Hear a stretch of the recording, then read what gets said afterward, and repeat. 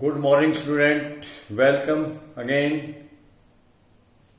Online education. Students, कल हम कर रहे थे 9th क्लास का 5वें चैप्टर आधुनिक विषयों में चरवाहे अभ्यास के प्रश्न नंबर 1 और 2 पर हमने चर्चा की थी। और मैंने कल भी कहा था आपको कि बुक पढ़नी है, अपने टेक्स्ट बुक को पढ़ना है, पढ़ के उसमें से आपने प्रश्नों को अच्छे तरह से मिलान करके ढूंढ के फिर लिखना है। अपने आप के अंदर सृजनात्मक शक्ति का उपयोग करना है। आज फिर हम अगले प्रश्नों पर चर्चा करेंगे, अभ्यास के प्रश्न नंबर 3 और अभ्यास के प्रश्न नंबर 4 पर। जो अभ्यास का प्रश्न नंबर 3 है वो है मासाई समुदाय के चरागाह से क्यों छीन लिए गए, कारण बताएं। मासाई हमारे बकरवाल थे, जो समुदाय के थे, हिमालय की तराइयों में रहते हैं, उनका हमने जिक्र किया था कल के प्रश्न में। लेकिन ये मासाई हैं, ये हमारे देश समुदाय के जो चरागाह हैं, मसाई के लोग थे, घुमंतु जाति के लोग, ये हमारे देश के नहीं बल्कि अफ्रीका के हैं। क्योंकि 19वीं शताब्दी में अफ्रीका और भारत दोनों ही ब्रिटिश सरकार के अधीन थे।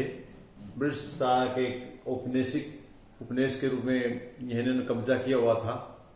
तो इन्होंने लगभग दोनों में एक जैसे ही नियम लागू किए हुए थे, भारत में भी और अफ्रीका में भी। तो इसलिए इनमें आपस में कुछ समानताएं हैं।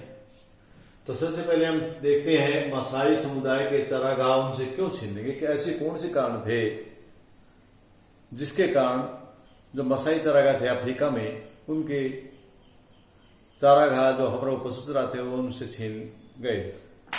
उसके कारण क्या है, ये अफ्रीका में रहने वाले लोग थे मसाई समुदाय के, और ये कीनिया के दक्षिणी छोर से लेकर तनाजिया के उत्तरी छोर तक काफी संख्या में फैले हुए थे। माना जाता लगभग 3 लाख कीनिया में और 1.5 लाख तनाजिया में मसाई जाति के लोग, मसाई समुदाय के लोग रहते थे। और ये समय अनुसार अपना स्थान बदलते रहते थे, अपने पशुओं के चरागाह की तलाश में इधर उधर जाते रहते थे। उपनिवेश सरकार ने इनकी भूमि छीन ली। जैसे एक प्रश्न में भूमि क्यों छीन ली, तो भूमि छीन ली, उसके क्या कारण थे, उसके निम्नलिखित कारण थे। उन कारणों की हम आज चर्चा करेंगे। पहला कारण है वनों को आरक्षित बनना। देखिए, सिर्फ भारत में ही नहीं बल्कि अफ्रीका में भी जो चारागाह थे, वन थे, उन वनों में ही चारागाह थी और वनों को आरक्षित कर दिया गया। तो वनों के अंदर जाना मनाही होगी, किसी पशु को नहीं चरा सकते थे, उनको रोक लगा दी। इसलिए वनों में रोक लगने के कारण चारागाह इनसे चले गए। दूसरा इसका कारण था चारागाह थी वो छोटी होना। क्योंकि बड़े बड़े चरागाह थे, उन पर औपनिवेशिक सरकार ब्रिटिश सरकार ने, अंग्रेजों ने कब्जे कर लिए और उन पर अपने ही प्लांट लगा दिए, या अपने कृषि कर ली, या दूसरे चरागाह ठेके पर दे दी। अब बच की छोटी छोटी चरागाह, उनसे मसाई जाति के लोगों का काम नहीं चल रहा था, और इसलिए भी धीरे धीरे करके सारी की सारी चरागाह मसाई जाति लोगों से छीन ली गई। इसके बाद एक और भी कारण था साम्राज्य का बंटवारे का प्रभाव, कि जो अफ्रीका था उसमें दो जातियां थी, उन्होंने अपना जो यूरोपीय शक्तियां थी उन्होंने अपना कब्जा कर लिया। तो जो साम्राज्यवाद था उसको बांट लिया। जो कीनिया का भाग था वो अंग्रेजों के अधीन आ गया, तनाजिया का भाग था वो जर्मन के अधीन आ गया। जैसे ही पहले चरा वहां है, इधर उधर कभी तनीजिया कभी कीनिया घूमते रहते थे, उस पर रोक लगी। क्योंकि तनाजिया था वो जर्मन के पास चला गया, कीनिया था वो अंग्रेजों के पास आ गया, और वापस में साम्राज्य के बंटवारे के कारण इनकी चरागाह थी वापस में कम हो गई। इस प्रकार से चरागाह छीनने का कारण बने। इसके अलावा स्थानीय किसानों द्वारा भूमि पर कब्जा, जो पॉपुलेशन बढ़ी, जो स्थानीय किसान थे, लोग थे, उन्होंने खाली पड़ती भूमि पड़ी थी, जो चरागाह थी, उसको संवार करके साफ सुथरी करके उसमें घास फूस वगैरह फूक करके उसको कृषि योग्य भूमि बना लिया, जिसके कारण भी इनकी चरागाह छिन गई। और जो घुमंतु जाति के लोग थे, मसाई जाति के लोग थे, उनके सामने समस्या पैदा हो गई। इसके अलावा कृषि क्षेत्र में विस्तार, अंग्रेजों ने भी जहां भी गए वहां पर इन्होंने कच्चे माल को शोषण किया है। भारत में भी और अफ्रीका में भी इन्होंने किसानों के साथ बड़ा शोषण किया। किसानों से नील की खेती करवाई, या जो इनको अच्छी चाहिए थी वो खेती करवाई, और उस कृषि का विस्तार करने के लिए उन्होंने चरागाह को समाप्त कर दिया। उन चरागाह को खत्म करके उसमें कृषि में बदल दिया। इससे इनके चरागाह छिन गई। और लास्ट छठा था शिकार गाह बनाना। जो चरागाह खत्म होने के कारण मसाई जाति के लोग थे, इन लोगों को अंग्रेजों ने अपना हथियार बना लिया, इन लोगों को शिकारी बना दिया।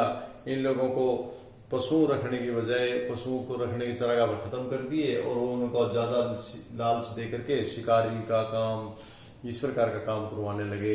इसी से इन लोगों ने धीरे धीरे करके अपने इस पैतृक धंधे को छोड़ करके दूसरे धंधों में लग गए।